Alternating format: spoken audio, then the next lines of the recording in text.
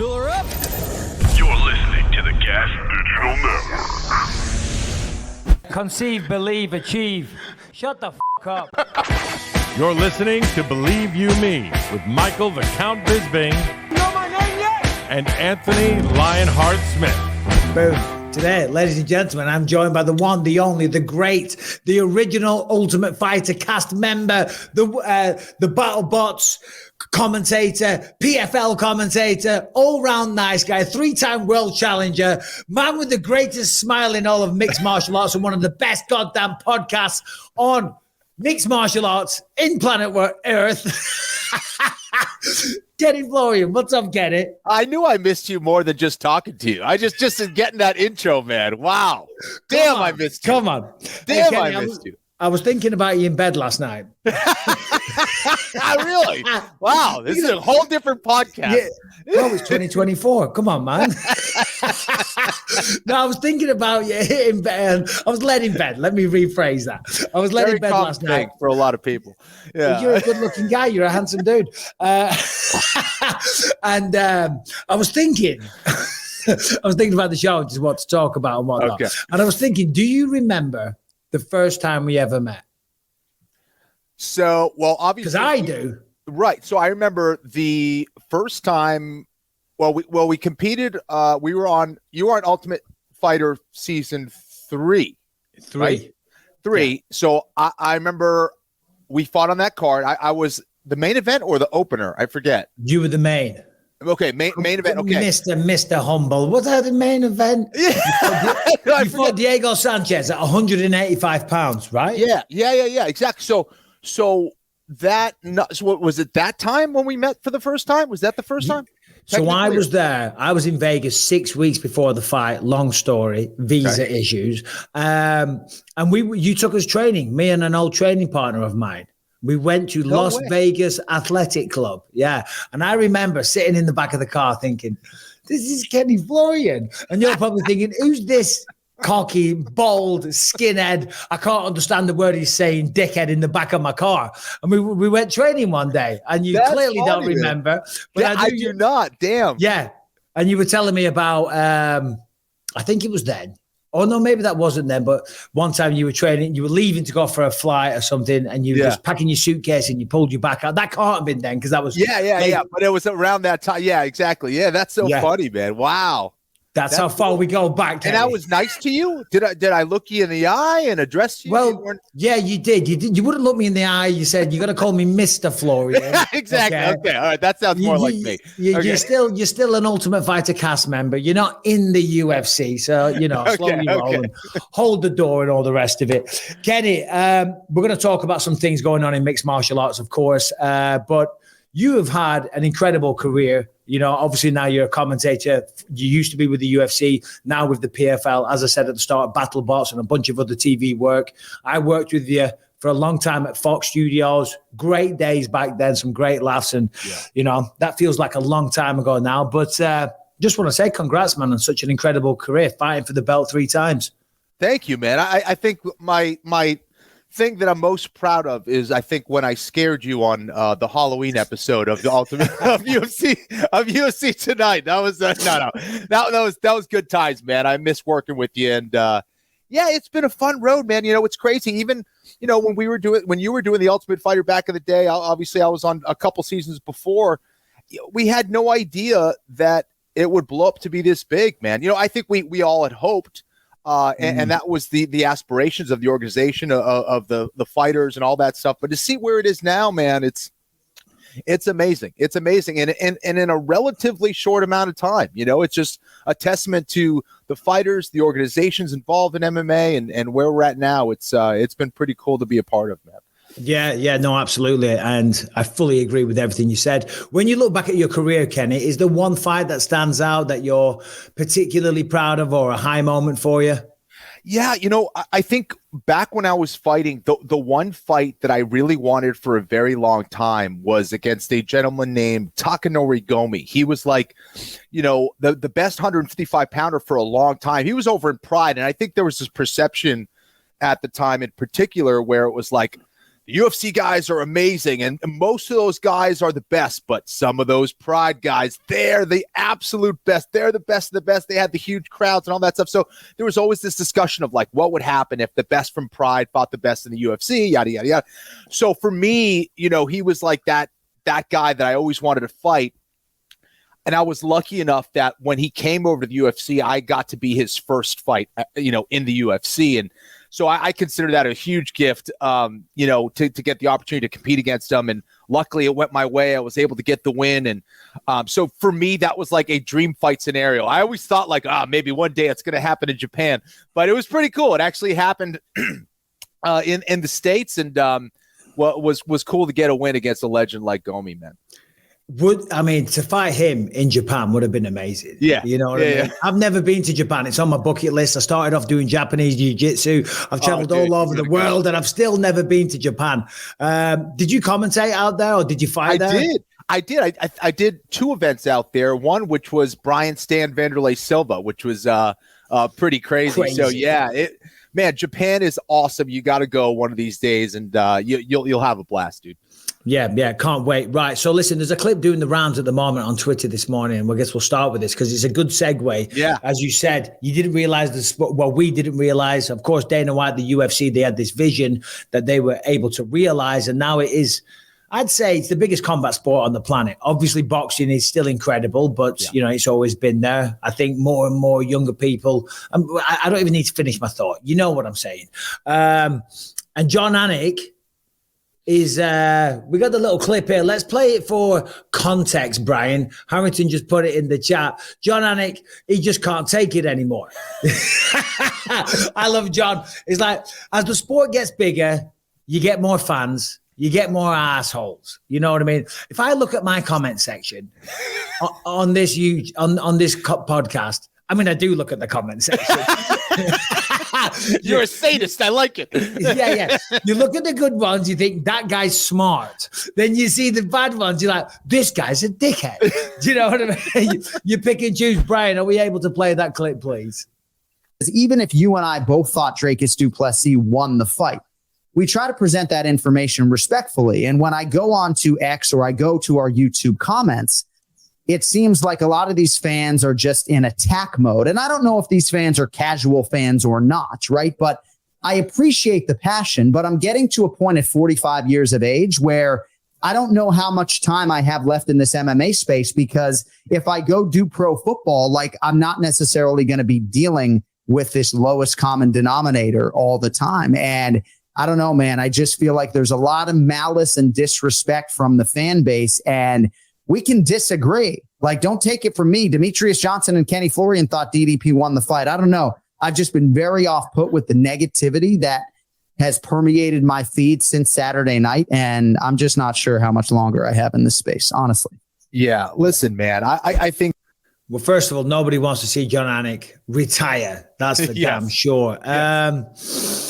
Was he just frustrated in the moment? Because the thing is, Strickland does have a very passionate, loyal fan base. And he does kind of connect with a certain demographic, shall we say. Do you know what I'm saying? But and they have his back massively. I had Dricus du Plessis winning in a close fight. How did you score that one, Kenny? Sounds like it was the same. Yeah, I had Dricus as well, man. I don't know Sean personally. I've never trained with him or anything like that.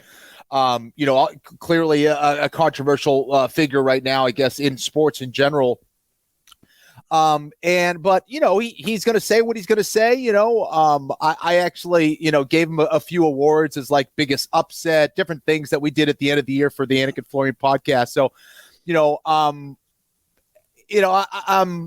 I don't hate him. I don't like him. I have no bias or whatever. And I think he's a great fighter. I think he's a fantastic fighter. I just think he was edged out by Dricus in that some of those rounds, it's like sometimes we can weave certain narratives through a round and make it look like we won or did a little thing a little bit more effectively than another person, even sometimes with just body language alone. Like I always talk about, I think it was Jalen and Hooker when they fought back in the day. And, I felt like some of the shots that Jalen was landing on Dan Hooker, were great shots, but Dan wasn't really reacting to it as much, and then Dan would land a shot on Jalen. Jalen would kind of overreact to it or kind of wince or do something. And those little things sometimes could be the difference between winning a round or losing a round. You know, and I think that Drickus did a good job of backing Strickland up in some very critical points of the rounds. I thought he landed some good shots at critical points. He was landing some good kicks, I thought. He landed some good takedowns. And those little things, when we're talking about a fight that was close, and it was absolutely close, I thought he was able to swing the vote over to his side because of that. And you know what? If Strickland won, I wouldn't have had a problem with that either. It was that close. I just thought that Drickus did enough based on what we've seen. I thought Drickus did enough. Now, you know, in regards to Jon's situation, you know, I think it can be frustrating. You know, we all. I would love to say that I've never been bothered by what people have said online. I think as a fighter, as an analyst, as a commentator, whatever, you can succumb to that. You know, we're all human. We can all kind of see some of the comments and get down on it a little bit. And I think that Jon, as you know, is one of the hardest working guys, if not the hardest working guy, you know, in what he does in his role. And there's a tremendous amount of work that goes in each and every show. He does his best to do that. And especially a role like his, where he's just kind of calling action and stuff. And, you know, I think we're probably more susceptible to that role because we're offering more criticisms and, you know, thoughts on what is, whereas he's kind of just calling action. And for him to kind of get that criticism, he's like, man, what the heck? You know, like he's not even saying anything that controversial. I think for anyone who really knows the sport, one thing you can agree on is that fight was close. And to say it's a robbery one way or the other, I think it's just fans that either bet on Strickland, that are ride or die fans of Strickland, or people that, you know, quite frankly, maybe don't know the sport well enough. And that's going to happen too, you know. Well, I think you hit the nail on the head there with maybe don't know the sport enough, because Strickland has tapped into a fan base, you know, with the whole freedom thing and all the rest of it. Right. America. And, you know, I'm all for freedom. I'm all for America. I choose to live here, of course. But if you don't know the sport, you know, that they were close. And I don't want to repeat the show that we did previous to this one. At the end, I wasn't sure which way it was going to go. I thought Drickus would have it. But I was like, if Strickland got it, I wouldn't have had a problem. I do think the fact that he just fought behind the jab primarily, and he didn't really do anything else. I think Drickus going forward, pushing the pace, landing the bigger shots, and just being more aggressive kind of swayed it a little bit for the judges. Going back to Jon's comments there, I think, you know, ultimately it's kind of a good thing if you think about it, because as you said, the sport has grown massively from where it was. And I think anytime there's growth, more people get involved and start watching it. That's just the way it's going to be.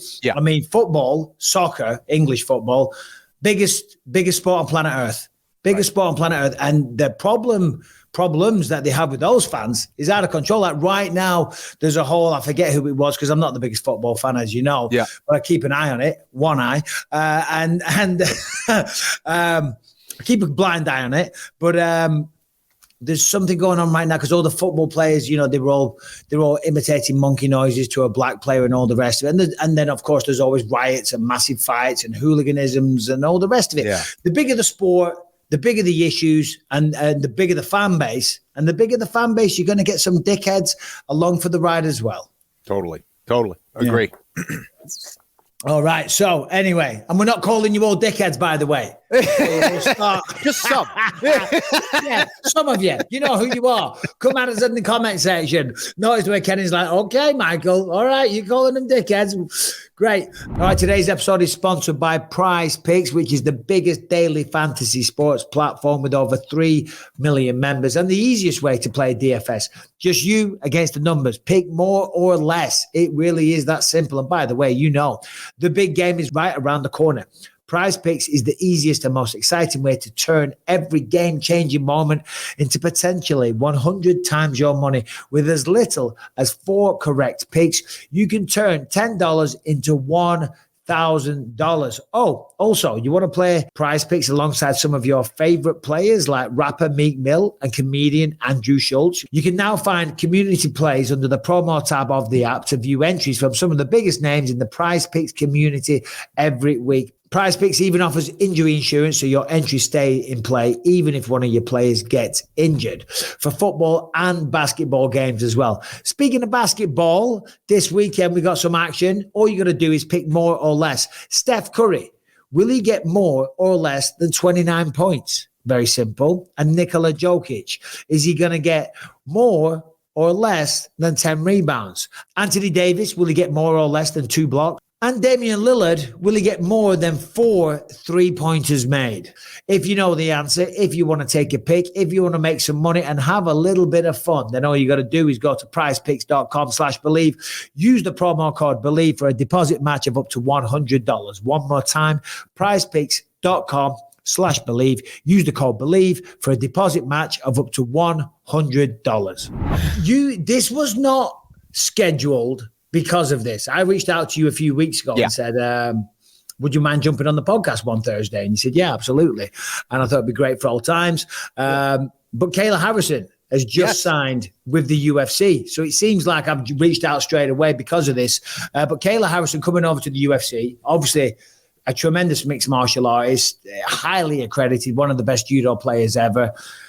Former champion, or did she retire as the champ? I know she had that one loss to. So she did not retire as the champ, but she did have a loss where she wasn't able to repeat as champ, and then she had just come back and fought just kind of like a super fight, if you will, and won. Okay, so but that was at 155, 135 pounds. That was at 150, I think, technically. They had she fought Aspinall. It was supposed to be at 145. Someone dropped out, so she slipped in. They just kind of did a catch weight because there was a late replacement. So she was supposed to fight Julia Budd and fought Aspinall instead. But, so interesting that's going to be at 135 pounds, man. I think that Kayla has been amazing to watch. I think she's going to be a huge star, a huge asset to the UFC.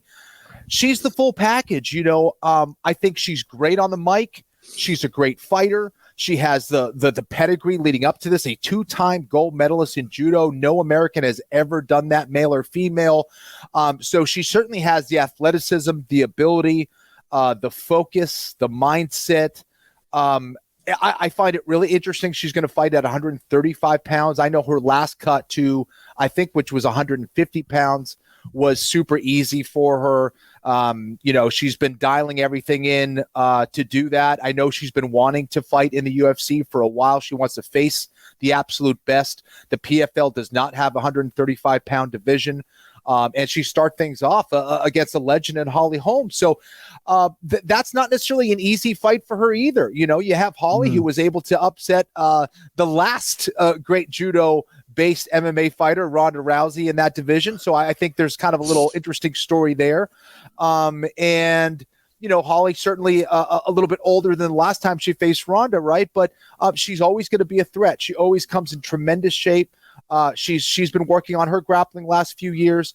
So I think it's going to be an interesting fight, and it's setting Kayla up for quite the introduction, I think, in the UFC as a woman. You beat someone like Holly Holm, people are going to know your name. And I think that helps her that much more. And I think she could be setting herself up to be a big star in that division, which I think really needs a star at this point. So it's pretty cool.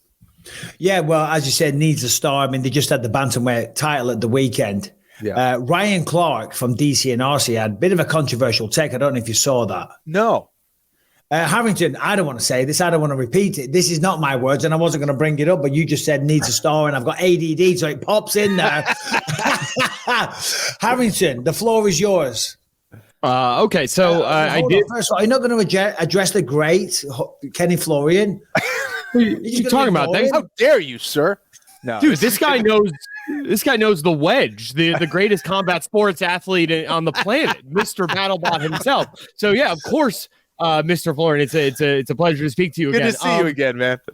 Yeah. So RC on DC and RC had a comment this week, essentially saying that if that is the level of competition that they are going to have at the bantamweight division, then it's time to just shutter the whole thing. These are two ladies who came in with a game plan. It clearly went out the window, and it was a pretty sloppy affair over 5 rounds. Yeah. I mean, Do you want the first take? Yeah, that's interesting. Listen, was it the best fight? No, it was not, right? And we talked about this on the podcast with John, and I was saying, hey, listen, I think there's certain divisions that are going to have gaping holes in talent, in depth, things like that. It's the nature of the sport. We're still growing, especially when it comes to women's MMA, right? The men had a big head start over women's mixed martial arts in the UFC, certainly. So because of that, I think we're much further developed. And, I think just based on the history of the sport. So it takes, you go to any mixed martial arts gym right now and you count all the men up and you count how many women are involved and who are fighting, there's going to be a huge discrepancy of how many men there are compared to women. So because of that, the level's not going to be as high. That's the main thing. And I think that it's taking them some time. And right now there's certain divisions. I think like, the 205-pound division of the UFC for a little while was a little bit dead. It wasn't so interesting. And then all of a sudden now it's pretty dang interesting. So you're going to get those lulls in talent or competition at times in certain divisions. Even, when Demetrius Johnson was champ, people were talking about, hey, the 125-pound division, there's nobody out there for him. We need more competition. Now that division is unbelievable, right? So you go back several years to where they are now. The sport's growing. It's evolving. It takes time. And then sometimes just certain weird stuff happens. So I agree with Ryan that, hey, the fight was not the best. Should we throw it out all, completely now? No. The 145-pound division probably makes more sense just because there's not enough women probably that are competing in that division. But I think the 135-pound division still is growing, still has some good talent in there. We just kind of have to wait for the sport to kind of build and get those stars to kind of climb up the ladder a little bit more. Yeah, no, absolutely. And of course, Ryan's entitled to his opinion, but I agree with everything what you just said there, because listen, look at men and look at women, right? And this is, of course, women are great athletes, but I think men just have more of an ambition to fight professionally. There's totally. Obviously not all men want to do that. And not all women want to do that. But I think the percentage of men that look and get kind of turned on, for want of a better expression, by the thought of fighting, there's a lesser percentage of women that get turned on at the thought of wanting to fight. When I go pick up my son from where he trains, there's girls in the class, but it's 70-30 in terms of boys to girls. You know what I mean? And that's just how it is. Amanda Nunes recently retired. Kayla Harrison's going to come in. She's going to make a big wave. She's got a big introduction at UFC 300. She hasn't got an easy fight against Holly Holm either. No. So, listen, Ryan Clark, I'm proud of you for having the balls to say that. But come on, brother. Come on. Harrington, jump on the show, please, and throw a little mixed martial arts topical story at the great Ken Flo. Okay. How about something good? This is pretty good. Pretty juicy. All right. So Tom Aspinall says that he was contacted by the UFC about fighting Stipe Miocic on April 13th, which you might know is the date of UFC 300. He said immediately, yes, absolutely, I'm in. They went back to Stipe, and Stipe apparently said, no, the only person he's interested in fighting right now is John Jones, so that fight won't be happening. Tom then said, I'm done with all this. Let the two greats fight for the legacy belt. Congratulations to them. Yeah. Yeah, tough situation, man. I think that, I want to be clear, because last time I was saying, hey, Stipe and John Jones have established themselves as legends. Now, Tom is a certified legend as well, but he hasn't been around the sport as long as those guys. Those guys are have won the belt many times over. They've been part of some of the biggest UFC events in history, huge names. And I think that for two guys that have been at their level, have been in the sport for so long, for them, it's probably more worth it to say, hey, let me face another legend that's run around my era, that can bring in a lot of money for me. And I kind of ride off into the sunset, win or lose. I don't think they see that same advantage as, say, Tom Aspinall, right? Tom Aspinall doesn't probably click all those boxes. Now, Tom may very well be more dangerous than both of those guys. He might. I don't know if he is. He might. So if I'm a legend at the end of my career and I say, hey, just give me one more fight, I don't know if they want that fight to be against Tom Aspinall for a couple different reasons. First of all, you don't want to get smashed by someone like that who's still, again, interim champion, great champion, may go on to be one of the best heavyweight champions of all time, but he's not there yet, right? So I think they want to get out and kind of push Tom away and go, I don't want any part of that. Probably in the same way that Tom Aspinall, when he's looking at other fights right now in the heavyweight division for fights that make sense for him, he's going, I don't know if a lot of these fights make sense for me. So you see kind of the different levels and where they're at in their careers. So I think that's where the pause is coming from. Now, would I want to see that fight? Absolutely. I would love to see Tom Aspinall against one of those guys. I think it makes a lot of sense, but it's got to be frustrating for Tom at the same time, who just won the interim belt in dramatic fashion, in fantastic fashion, and now is going, well, no one wants to play with me. What am I supposed to do? And it's tough. It's really a tough situation, not only for him, but for the UFC, I'm sure, as well, because now what do you do with this interim champ? Who knows when Jon Jones comes back? If he does come back, there could be another injury. There could be another situation. Stipe gets hurt. Things get pushed down the line. Now we're 2 years from this date, and now it's so I don't know. I hope that fight does come to fruition. I think it can. But for Tommy, man, I don't know what spot he's in right now. All good situations in some ways, but he might be on the back burner for a little bit. I don't know. Yeah. So I was talking to my wife Rebecca when I read this story, and I was like, I kind of get it. And she was like, well, what do you mean? She said, I know for a fact, if you were offered that fight, you would take it. I said, yeah, few things. One, I'm a idiot. but I was like, but all jokes aside, I'm like, you illustrate my point perfectly. Fighters need protecting from themselves. I said, any good manager, and by the way, Stipe is not an idiot. I'm not implying that for 1 second. Yeah. But any good manager worth their salt, and Tom isn't going to like it when I say this. I'm a friend of Tom. I'm a huge fan of his. I'm a big believer in him. We don't know who would win that fight between Tom or Stipe, right? But if you just look at it on paper, if you've got a guaranteed matchup against Jon Jones, the greatest of all time, you're almost 42 years old. You haven't fought in 3 years, right? You're going to fight Jon Jones, potentially become the heavyweight champion of the world, and then potentially retire. Or you can fight 3 months before that. And no disrespect to Tom, it's not the draw that Jon Jones is, right? Regardless of what people say that they've lost their appetite for that fight, it's still Jon Jones, and it's still going to be a compelling fight, right? And at the end of it, you might be the interim champ. Why are you going to, and he's going to fight Jones a few months later. You know what I'm saying? You can fight in April or maybe August, September, you can fight Jon Jones. I hate to say it because, Tom, I love you, brother. The bigger fight is Jon Jones, and potentially, you never know, potentially an easier matchup as well. So it just makes all the business sense in the world for Stipe Miocic. I think Tom will probably end up fighting somebody like a Cyril Gane or somebody like that. There's some fun fights out there for him, but Tom actually said, he said, all right, that's it. I'll shut up now. I'll stop going. Because you got to feel for him. You go out there, you become champion of the world, and you just want to solidify it and unify it. But he's trying to get those, like, as a fighter, as a guy who's trying to make as much money in this game as you can. This is a dangerous game. You want to be able to get in, make as much money as you can, take advantage of the opportunities, and get out the best that you can, right? And Tom's trying. He's got two legends right now that are out there that are talking about fighting, Stipe and Jon Jones, and he's trying to throw his hat in the mix. And you got to give him credit for that. I don't think it's going to happen.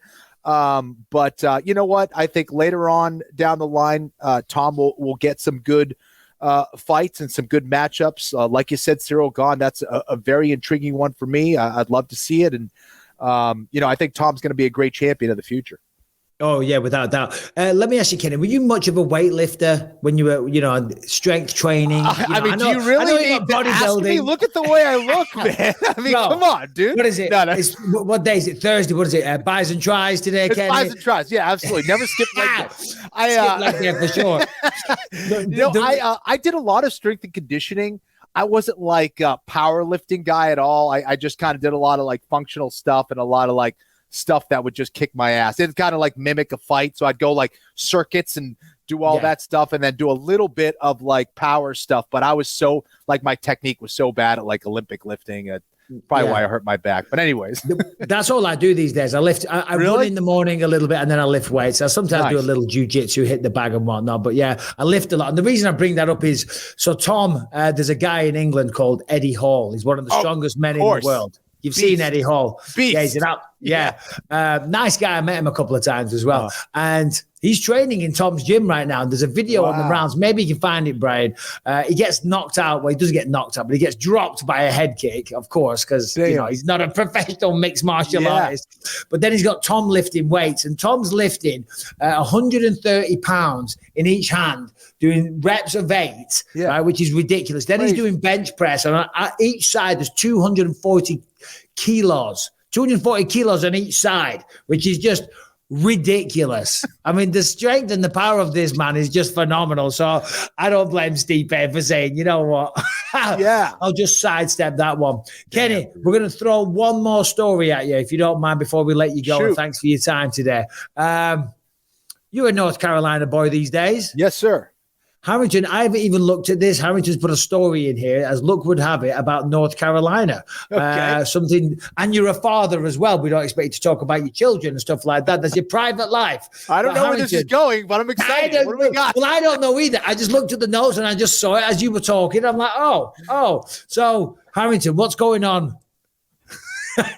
So a North Carolina middle school, they said that they've noticed that kids are leaving class sometimes as much as up to like 9-10 times a day to go into the bathroom and use the mirrors there to film content for the social media site TikTok. Well, the school had enough of it, and their answer was, we're just getting rid of all the mirrors. They took every mirror out of every bathroom. In an effort to sorry about that. In an effort to stop this. In addition, they now have a digital hall pass system, so these kids are going to have a much harder time getting out of class. Wow. Well, that's like the answer. Back in the day, you just, the kids in my class, they'd go to the bathroom and they'd smoke a cigarette, and that would be the most controversial thing. Now it's like TikTok. It's amazing, dude. No, it is. It's like, I'm not sure getting rid of the mirrors is the idea. You know what I mean? They can see themselves in the phone. Do you know what I mean? They don't need a mirror to do a TikTok. How about, I don't like it because my son Lucas, he goes to school, he takes his phone every day. Yeah. You know what I mean? I'm like, if I had a phone at school, do you think I'd be paying attention to the teacher? You're pretending to do your lessons. You're looking at watching YouTube videos with an earbud in. You know what I mean? Yeah, I'm not sure where we're meant to go with that story, Harrington. But yeah, what do you think about the decision to remove mirrors in the bathroom, Ken? Yeah. Kids have a right to look at their own faces, for Pete's sake. No, yes, absolutely. I don't know, man. The whole phone thing is crazy with kids too, because I mean, you're a veteran dad now, Mike. I'm way behind you. I have a lot of catching up to do. But 22, almost 21, and dude, that's 14. Nuts. Every time I see pictures of your kids, I'm like, I saw them when they were little. Now they're massive. But anyways, of like even like having the decision to give your kid a phone now, it's like I'm like, man, I don't know when that date's gonna be. Like but there's so much that just goes with that of just them having a phone, So anyway. Yeah, no. It's a whole thing in our house because I'm trying to say to Lucas, because every time I look around, he's looking at his phone. So I'm trying to limit the screen time on his phone. To do what? To look at the TV.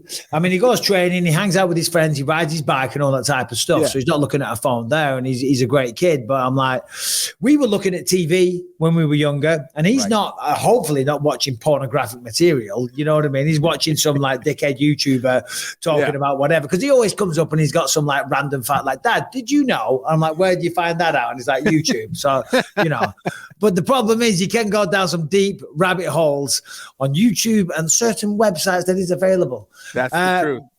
Kenny, it's been an absolute pleasure talking to you, mate. Some great times when we worked on the Fox studios, and thank you for ushering me along, showing me the ropes. You, DC, who else was on there? We had a few, Rashad, Chael, Woodley, Chael. Yeah, some good times. Yeah, dude, I miss you, man. Doing amazing work, and you're killing it, bud. Yeah. All right, buddy. Well, listen, thanks for your time, Kenny. Good luck with everything. Talk to you soon.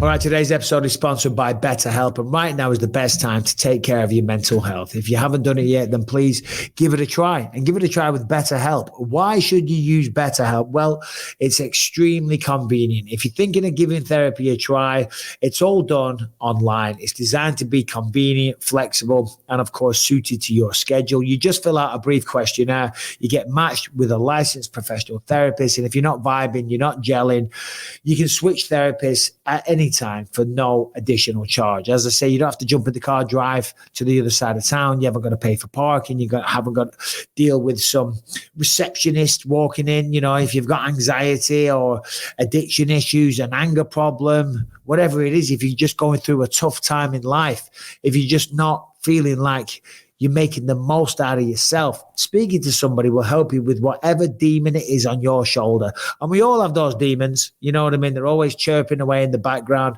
Get a hold of those little bastards by giving BetterHelp a try. As I said, it is so easy, and you will not regret taking this first step, okay? Visit betterhelp.com/believe. You're going to get 10% off your first month. So it's a great offer as well. And as I say, it's the most convenient, easiest way to do it. Switch therapists at any time and get 10% off your first month when you go to betterhelp.com/believe. All right. Big thanks to Kenny Florian for jumping on. Loved working with that guy back in the Fox days. Brian, come on, man. You're a part of the show. Show yourself, brother. Hey, here I am. There he is, the voice of God. BK is right. Fresh-faced, yeah. All clean shaven, I shaved baby. this morning. Just felt like it was time. I look really homeless. Do you? How regularly do you shave? Because I can see you've properly shaved.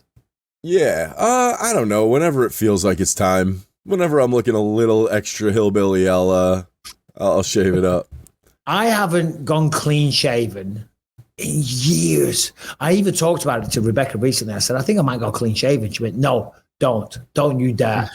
Ladies do not like it. Did they not? No. I remember when I shaved my chest on The Ultimate Fighter, because I had the skinhead, I had the hairy chest and everything. I'd never shaved my chest. You do look in better shape when you shave your chest, but everyone had shaved chests on there. So I shaved my chest on like one of the final days. And when I got back, you know, I hadn't seen Rebecca for a while. We'll leave that there. She's like, I feel like I've just slept with a little boy. That's hilarious. And I'll tell you what, another thing that they were doing on The Ultimate Fighter, when I coached season 14, right? American fighters, and this is not an American versus UK thing or anything like that, they shave their legs. The male fighters shave their legs. Yeah, probably to stop from those little ingrown hair, like getting like infections and pulling your hair out and shit. I'm sure it sucks. Well, the UK fighters don't shave. I mean, I don't shave my legs. I'd never shave my legs, but I was getting shamed every day. Every time I go world, Mike. They're like, they're hairy legs, Bisping, they're hairy legs. So one day, I'm back at the little apartment that I had, and I shared it with Tiki Golson, and I was using my beard trimmer on my face. I thought, I'll have a go. No. And I shaved one leg. Do you know what I mean? And then I stopped and I looked at it and I shouted out, Tiki, I've made a terrible mistake. Oh, and he come running in thinking something really bad had happened. He's like, what's wrong? I said, I've shaved one of my legs. And he was just laughing his head off. And then the next day, obviously I had to shave the other one. I walked in the next day, my legs are white as hell, North England, you know what I mean? And it was so obvious, and I just had the piss taken out of me for weeks. Should have just been like, you should have just shaved one and said you were like doing like a thing you saw in a music video. Yeah, there you go. I saw a tweet from Paulo Costa recently, getting back on track. We'll get off the shaved legs. And the whole manscaping thing and the shaved balls as well, you know. I do it when I do my chest, you know what I mean? Which is not, you know, I do. When I shave my chest and I shave the downstairs, the two go together. When I'm doing my grooming, it's an all-in-one job. I'm busy for the next hour. Paulo Costa put a tweet out saying, who are the most hated fighters right now in the UFC? Name the current most hated fighter. So anyway, I retweeted that. I didn't retweet. I comment tweeted it with, where is it? What did I say? I said, who's your top 5 most annoying, because hated is a strong word that we don't like to spread hate, guys.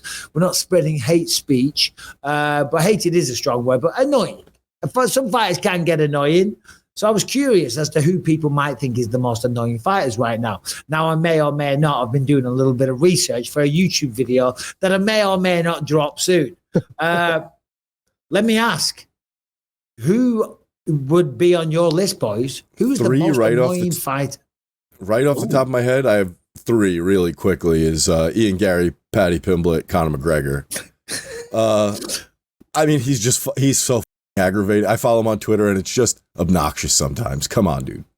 Yeah, so the first comment here is from Ant Evans. You know Ant Evans? Yeah. He's been on here before. He said, this is actually pretty funny. He goes, Ian Gary's wife, Ian Gary's bull, Ian's wife's name, Gary, Sean Strickland. That's so funny. He went deep on the Ian Gary. I love Khamzat, but his "I'll see you soon" tweets after any relevant fighter wins is getting annoying. No negativity. Top 5 favorite fighters: Khalil, Alonzo Menefield, Gregory Rodriguez, Natalia Silva, Matt Favola. That's a nice list. Someone here is most annoying: Juliana Pena, Ian Gary, Colby Covington, Khamzat Chimaev, Conor McGregor. Harrington, what say you? You've been very quiet over there. Well, no, I mean, I think like for me, you know, when Brian said 3, I figured Colby for sure had to be on that list. It's an easy you know, I round out for the rest of the 5. Yeah, like I do. I like his antics and I get that he's selling a fight, but when you go that hard and then don't deliver, it stops being entertaining and it starts like shifting towards the annoying, for me at least. And not only that, but he breaks kayfabe all the time. Go all in. Don't let us know. You know what I mean? Make us wonder if this is a character or not. But the fact that we know that you're playing a character makes it a little corny. Yeah, and you're absolutely right. I do think right now Colby belongs on that list. Listen, the man's always, historically, ever since that fight with Damian Maia, I think it was, talked a lot of shit, you know, when he was insulting all the Brazilians, and that's when like this new persona was born. The whole Leon Edwards things, the way he promoted that, what he said at the press conference, not showing up for the fight is another one. But the fact that at the ceremonial weigh-ins, he actually said, hey, I was just in character. It's like, number one, that doesn't excuse what you said. You know what I mean? But yeah, Colby Covington got to be on that list as well. So speaking of reading the comments, somebody in the comments for last week said that he was like at the weigh-ins, he was trying to get under Leon's skin more by saying, I thought I was just a character. Like, you weren't going to let anything I say affect you. I'm just a character, right? Then why are you mad about me talking about your dad? That's how and it's like, if that's the case, you doubly. Well, exactly. You know what I mean? Yeah. Anyway, let us know in the comment section that we will look at. Who is your most annoying fighter? And I might use it as inspiration for a video that will be going down sometime soon. I'll tell you what you didn't put in the notes, Harrington. Conor McGregor's acting debut, the trailer dropped today. Well, what's that face? Would you like me to find the Roadhouse trailer? Find the Roadhouse trailer. All I'm going to say is this. Look, listen, it's his first gig, and God bless him. Good for him. I was out in Bulgaria in 2022 filming Red Sonja. My biggest part yet. I'm quite proud of it. It was a nice, big, chunky role. Got a bit of range in there as well. You know, it's a good part. McGregor, because he was on set as well, just started randomly insulting me on Twitter. Oh, remember that show that you did? Yeah, me neither. Nobody else does. Blah, blah, blah, blah, blah, and all the rest of it. And anyway, if I was so petty, which I'm not, you know, I could see that trailer today and be like, don't give up your day job, bro. But, you know, hey, God bless him. Good for him. So no doubt going to be a big, big, big success. Let's have a look at the trailer because we can play trailers on YouTube. Boom, go. Before we start, do you have insurance? What?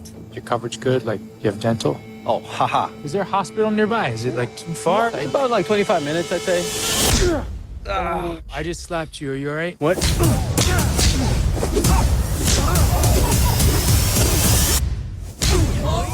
That bit was cool. I like the way he paused the slap. You ever win? No one ever wins a fight. This is just like a complete remake.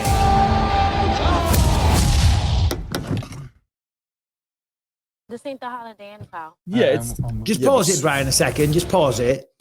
Because I loved the first Roadhouse movie. Yeah, we'll go back to it. I loved the first Roadhouse movie. You know what I mean? Yes, there's some UFC scenes in there, and I'm not shitting on the film, but so far it seems like the same movie, and they've just remade it. Like even the scene in the hospital. Have you guys seen the first one? I don't like Dalton having a backstory. I like meeting Dalton at a random bar, and then he's just Dalton. We just take it at face value.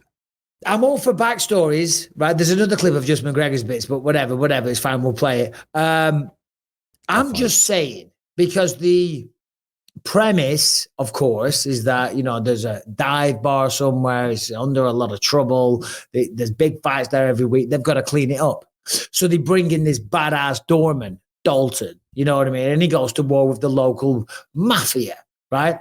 I'm not sure if when you bring in this badass doorman, him being a world famous UFC fighter is going to solve the problem. Do you know what I mean? Number one, no one's meant to know how much of a badass he is. Secondly, if you're known for being a fighter, you're just going to attract trouble.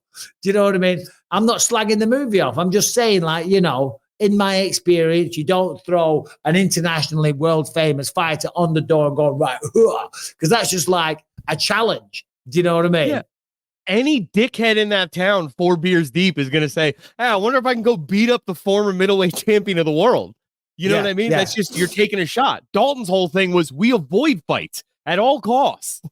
And the answer to that question is no. You would not be able to beat up the former middleweight champion of the world. No, listen, we're only having a bit of fun. We're not talking shit about it. Brian, I got Connor's parts queued up. Oh, yeah, let's have a look.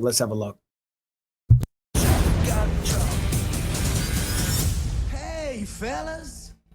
Looks like you're having a smacking night. Dalton! I got a tip for you.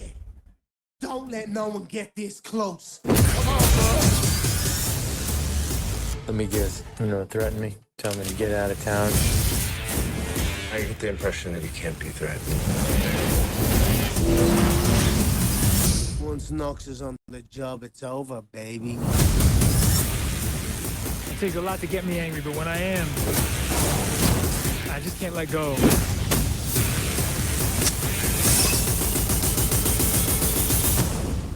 People seem a little aggressive around here. And there it is. I'm sure it's going to be a fun little action flick. I saw some comments and I thought they were great. What was it? Hold on. What did Conor say there? Well, number one, first of all, no wonder he didn't get back to the USADA testing pool any quicker because he looks gigantic in that. Do you know what I mean? There's a few. The Stockton slap was in there, right? Somebody said that. The Chael Sonnen bit, I can't let you get close. That was in there. Fair play to Conor. Well done to him. What do you think, Harrington? I think it's pretty telling that it is going directly to streaming, is all I'm going to say about that. I was going to say that. Weird that they don't want a box office release for this one. Why would you say such a thing? Turns out pay-per-view sales don't necessarily translate to box office sales. Well, I don't know. Jake Gyllenhaal's a pretty big deal. Yeah, but his last 4 or 5 movies have all been like on Netflix or Apple TV or whatever. Yeah, that's because these, by the way, I'm not defending or arguing your decision, but that's because these streaming services, they make so much money.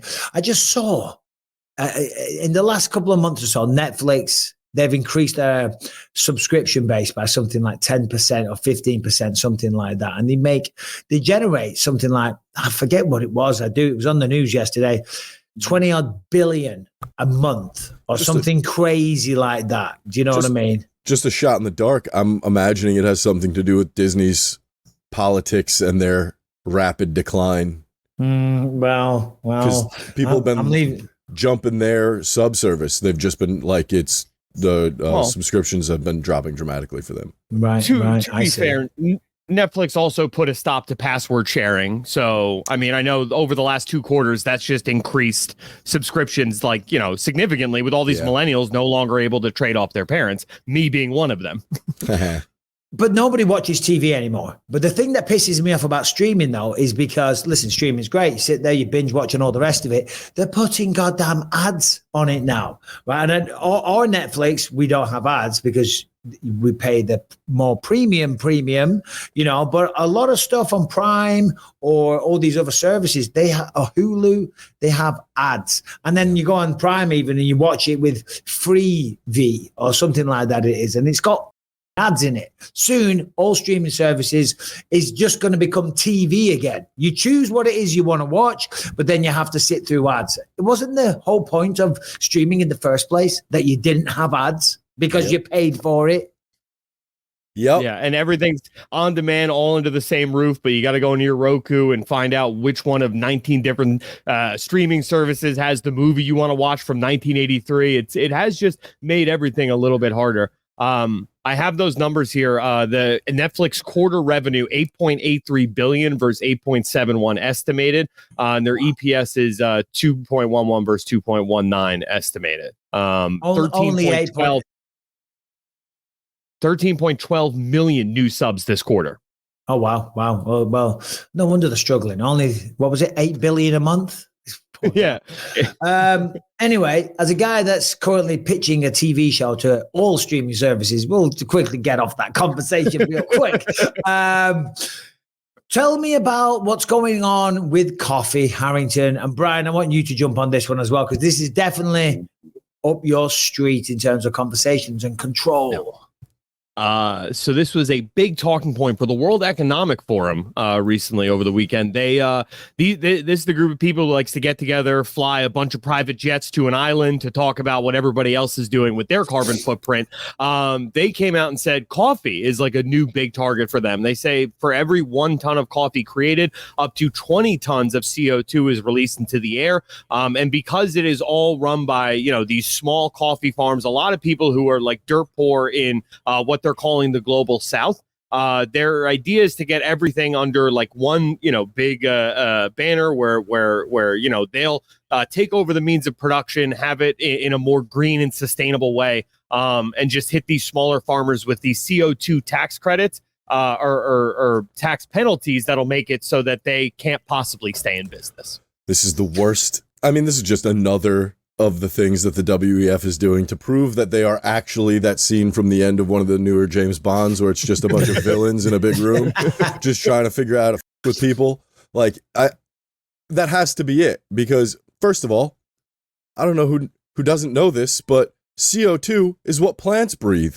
The more CO2, the more plants we can have, the more oxygen we can make. It's really easy math. There's a lot.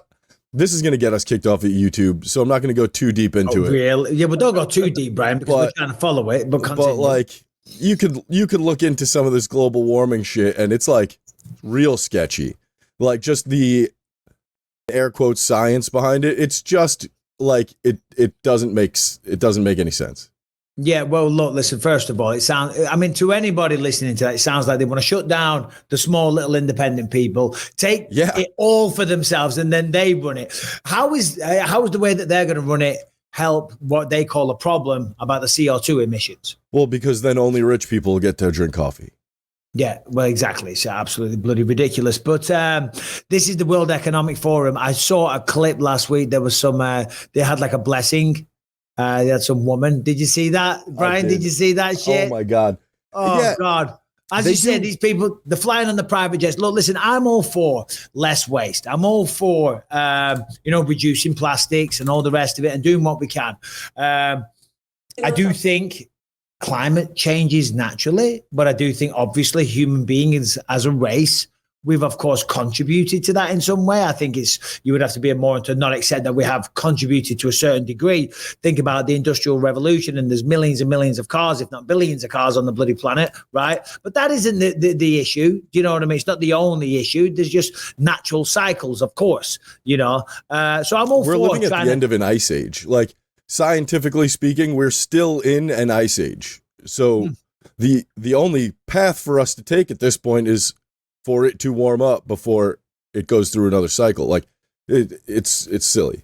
Yeah, no, absolutely. I'm not denying that or doubting that, and I haven't studied it, but it sounds plausible. But I think it's also plausible that, yeah, look, listen, yeah, are we contributing? Yeah, we are. Are you going to start stopping people driving cars and growing coffee beans and all the rest of it, while they fly to wherever it was on their private jets and then get a blessing by some native Indian and they all sit there and we're supposed to drink their coffee or sip their bullshit and think that it's all okay. I mean, they're out of the goddamn minds. Look at this. Look at this woman. I mean, she spits on everybody's forehead. What are we doing here? I thought this was supposed to be a health and wellness forum for the world or whatever. Then they have this crazy lady spitting on everybody's faces. But that looks like a surefire way to spread COVID internationally. Oh, dear. Oh, God. All right. What else have we got, Harrington? There's no fights this week, of course. Kayla Harrison coming over to the UFC. That'll be interesting to see how she does. We never really got into it too much. 135 pounds. Apparently, she's been doing some test cuts. But still, will she be the same person? That's the big question, because she competed at 78 kilos in judo, right? And 155 in PFL. Going down to 135, there's going to have to be a big, big overhaul in terms of the amount of protein, the training, the cardio. She's going to be massively diminished. She's going to be tired. Making 135 is not going to be easy for her, but I wish her all the best. But in terms of other mixed martial arts news, what else do we have? Khamzat. What's going on with Khamzat, Harrington? Yeah, I thought this was interesting. So Khamzat, he gave like a pretty scathing interview. He was talking to Brett Okamoto of ESPN. He started with this: all these guys have fought each other, and only me is undefeated, undisputed at 13-0. They promised me after the Kamaru Usman fight, I will for sure fight for the title. I won that fight, so I don't know what's going on. I heard Dana White say, I don't think Khamzat is next for the title. That's BS. If you promise me something, you have to answer it. Yeah, so I did see that, and for sure understand his frustration, right? Because Dana did say that. He said that publicly as well. But things change. I mean, the reality is, I mean, I'm assuming this is what happened. I haven't spoken to anybody at the UFC about it, but he hurt his hand. So then, therefore, Dricus stepped in. Remember, Sean got the title shot because Dricus was injured. Then Khamzat was promised a title shot, but he couldn't because he hurt his hand. So then Dricus steps in and takes that spot. And it's just, it's always moving along. The situations are always changing. And then there's always new narratives and there's more demand from certain fans for certain fights. So I understand it. And it's just a shame that his hand got hurt, because if his hand didn't get hurt, there could have been a really good chance that Khamzat would have been up there in Toronto fighting Sean Strickland. But that just ain't the situation these days. I think the main thing for Khamzat Chimaev is just to get back in there and start fighting. It looks like he's in phenomenal shape. I saw some training footage the other day, looking fast and sharp. Khamzat's got a lot to give. He is undefeated. He is a big name. He did have that opportunity. But as shit happens, bad luck happens. And I feel for the guy, But it seems to me from the outside, just looking at the facts, that seems to be the situation, right? Certainly. And he seems pretty pissed off that, the both guys who were in the main event last week essentially had the same thoughts on Khamzat, saying that he is not, he hasn't earned his title shot, right? He hasn't fought enough guys at 185. He hasn't done what contenders have to do to get into that spot. So he came back and said, who is this Sean Strickland guy to be saying this? We sparred. I beat the crap out of him to the point where he had to go to his coach and say, hey, this guy's going too hard. He pulls this like bravado, tough guy, macho man stuff, but it's all nonsense because he went to a coach and said, this guy's going too tough in training. Ask Sean Strickland. He knows what happened. Yeah, no, I did see that as well. So that's a great way to try and get a fight with the former champion. You know what I'm saying? And maybe that might be the next one. Maybe that could be Khamzat and Sean's next fight, because I did say Jared Cannonier potentially for Sean. I know there's a huge part of the fan base wants to see Sean get an immediate rematch. It's probably going to be Izzy. Apparently he's training down in Mexico at the moment. One would have thought he's working on his boxing down there and having some bloody killer tacos. But so if Izzy's fighting Dricus, hey, Sean versus Khamzat, because when you start talking that kind of shit, that's going to get a response from somebody like Sean, you would have thought. And we did see that video. Remember that video doing the rounds a while ago? Sean, he's being filmed, and he goes over and he says to Khamzat, he says, hey, take it easy. Take it easy. You're better than everybody here. You know what I mean? So just take it down a notch. So, and I don't know what the context of that video was. We don't know what happened before that. We don't know if he's talking about beating up other sparring partners. We've seen plenty of footage of Strickland beating the shit out of sparring partners. We've seen him beating the shit out of people that don't even train. Do you know what I mean? So it is a little rich that Sean said, hey, take it easy on everyone because you're just so good. Or maybe he was just being nice and polite and self-deprecating. There's many ways you can look at that. Maybe he was just saying it for the camera and just being nice and like, hey, dude, come on. So, but yeah, I think that actually Strickland versus Khamzat, I actually think that makes a lot of sense. Certainly now, given the backstory, given the beef, given the shit talk, given that little clip, given the position that they're both in. Given their combined star power, I mean, we're talking just at this point, two of the biggest names in the UFC who fight in the same division that you can match up against each other. I mean, that's one of the few fights I think you could put at the top of a pay-per-view without a title being on the line because they both just have such rabid fan bases. Yeah, well, I think Dana said they're yet to announce the main event of UFC 300, which again is just a ridiculous card from top to bottom already. So I'm excited for that. You never know. We might see, again, mine all over the place. We might see Tom Aspinall, Cyril Gahn, who knows, maybe Alex Pereira, Magomed Ankalaev. They have got some nice fights they can put on there. But remember, just around the corner from there is International Fight Week, right? And we don't know if Conor's going to fight on that or not. But if he does, Khamzat, Sean Strickland, co-main event for International Fight Week. I mean, that would be if I was Mick Maynard, Dana White, Sean Shelby, that's what I'd be thinking right now, 100%. Wow, getting those two in the co-main event spot on a Conor card is like literally that's the next thing you'd have to do to take two of these people who are kind of like they're at that breaking point for like, just to blow.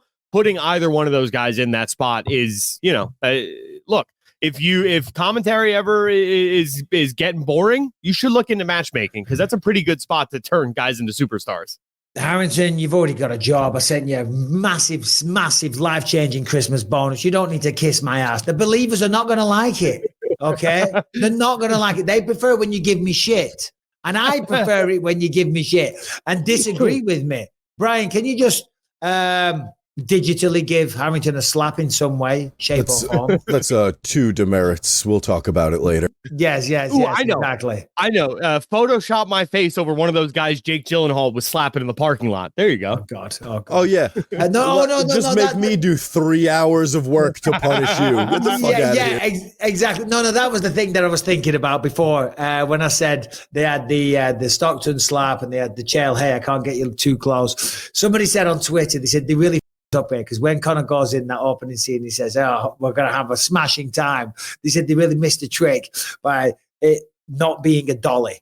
Instead of whatever it is, I think he's got a shovel or a baseball bat or something. They said it should have been a dolly. I thought that was pretty funny. All right, today's episode is sponsored by Shopify. And if you are a businessman, if you are a businesswoman or entrepreneur, or you simply have an idea, it's time to turn that idea into a reality. And that is what Shopify is going to let you do. Okay. It's going to allow you to have an idea, create a business, get online, sell the product to everyone on the internet, take payment methods and do it all quick, easily, convenient, and more importantly, cheaply.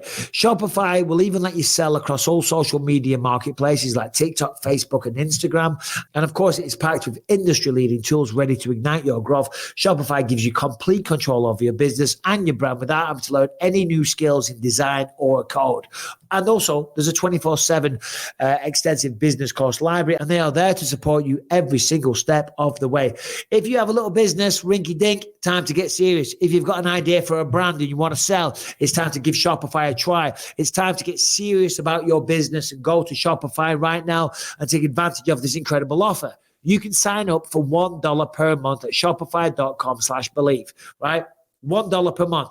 Think about this. You want a website, it'll cost you a bomb. You want to get all the support, it's going to cost you a bomb. Well, right now you can sign up for $1 per month at shopify.com/believe, all lowercase, shopify.com/believe to take your business to the next level today. Shopify.com/believe. Anyway, we'll get to some questions in just a minute. Do we have anything else that's breaking? Izzy. Oh, I want to see this footage. So Izzy's training down in Mexico, leading fans to speculate at a comeback for the former champion. I'd like to see this, actually. I'll follow again, but I know you follow me.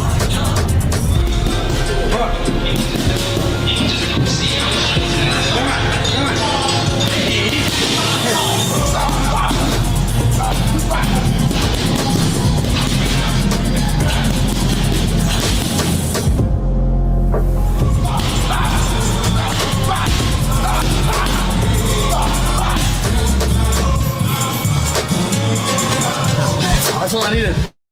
Nice. It looked like you were holding pads for him there, Harrington. There's a significant belly on that pad holder. I don't know what it is. Whenever I'm training and you walk in and the trainer's like really fat and out of shape, I'm like, I'm sure you've got a lot of wisdom in there, but come on, bro. Have a bit of self-respect. What do you think? Do you think that'll be the main event for UFC 300?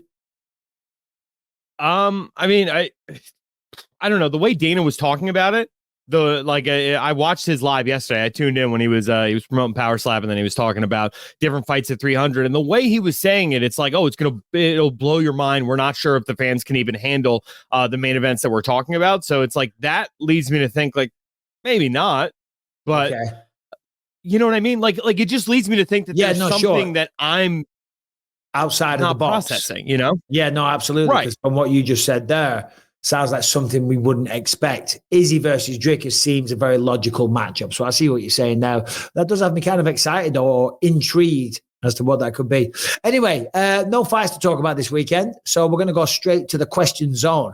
If you have one, please send it in. A video question, of course. Send it into bympod@gmail.com. And if you're listening on Spotify, wherever you find podcasts, make sure to subscribe. Leave us a 5-star rating, positive review. It really helps out on all those platforms. If you're watching on YouTube, make sure to subscribe to the channel and you hit that notification bell to find out whenever a new video drops. And if you want to catch over 500 episodes you can't find anywhere else, completely ad-free and totally uncensored, head to gasdigital.com.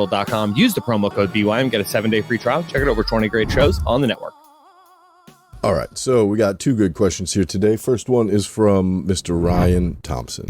Hey, what's up, BYM? I'm sitting here recovering from an ACL surgery from a wrestling accident. Do you guys have any suggestions, Anthony and Michael, about recovery and what I should do? Just had it done yesterday. I'm going to start PT in about 5 days.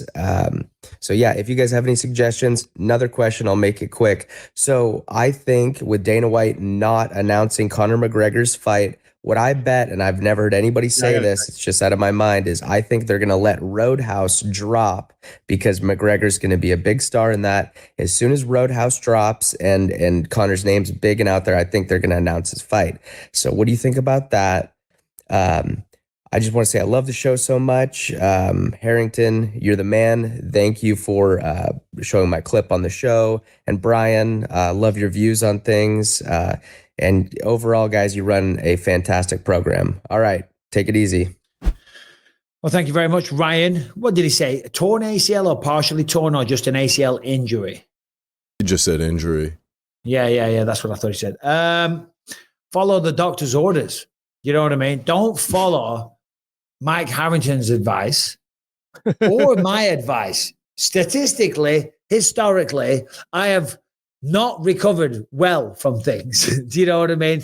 When my eye messed up, I didn't necessarily follow doctor's orders. You know what I mean? Because you think you're invincible. You think you think you can do it better. I was told not to move and all the rest of it. I was only walking, but it still caused other problems. I probably sparred too soon.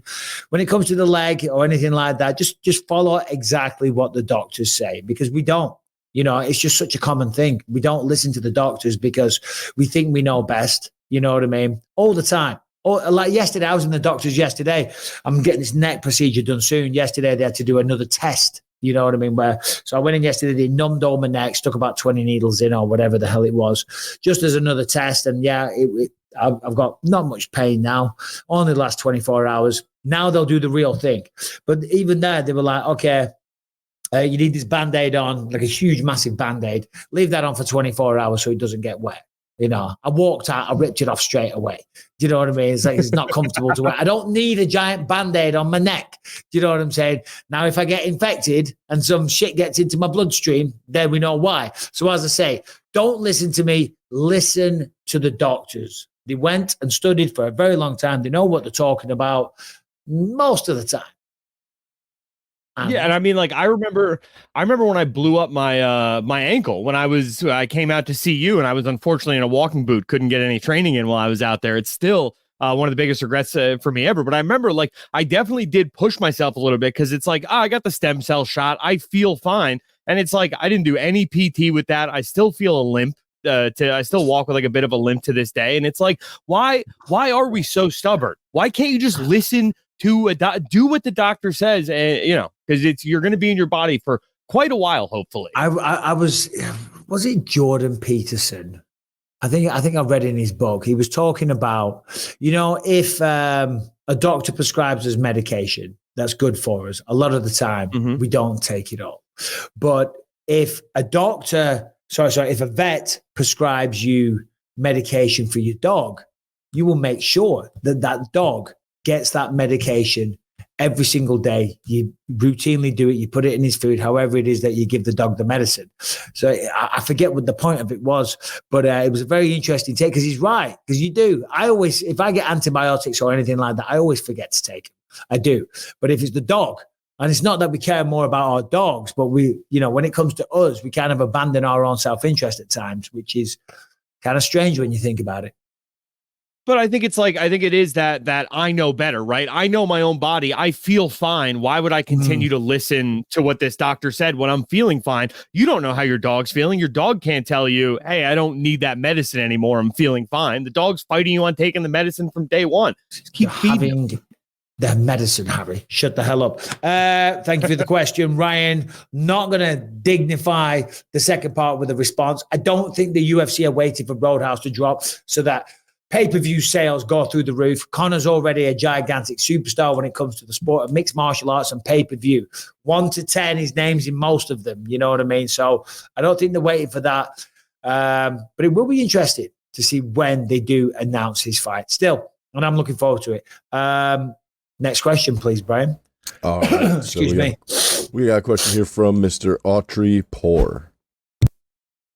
Hey, what's up? My name's Autry Poor from the Dominican Republic, and I've been competing in judo since I was like 6. I was on the judo national team for a little while, and I recently retired because of college and work and whatever. And 3 questions. Number 1 is, how many days a week do you think that it takes of training to at least maintain a level of skill?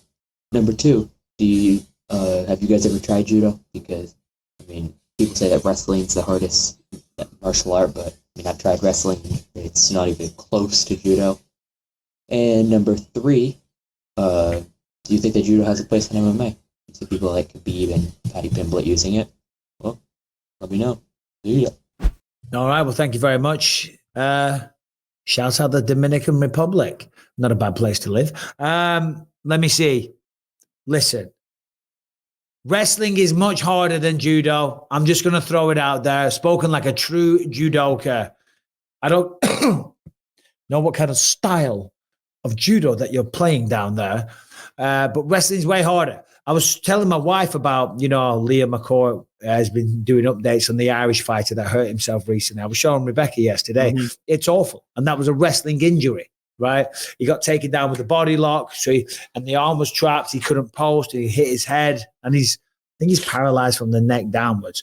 My neck, which I'm getting treated, comes from wrestling. Okay, my knees, that came from wrestling. The wear and tear on the body. Callum had to stop his wrestling career because he had so many injuries and surgeries, and he's only 22 years old. So when he was done with college, he said, that's it. So not downplaying judo. I think it does have a place in mixed martial arts. A lot of the throws are very, very useful. Like you'll see, for example, DC labels it a whizzer kick, but it's a judo throw. Maybe a whizzer kick where you use your hips and you've got the whizzer, you got the overhook, and you're throwing your hip over. You're throwing them over your hip, and then you kick your leg out.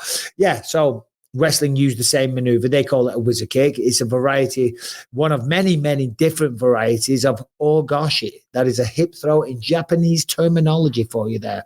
That's that Japanese jiu-jitsu black belt coming out. So no, of course, who do we have? Cairo Parisian, of course, Ronda Rousey, Kayla Harrison.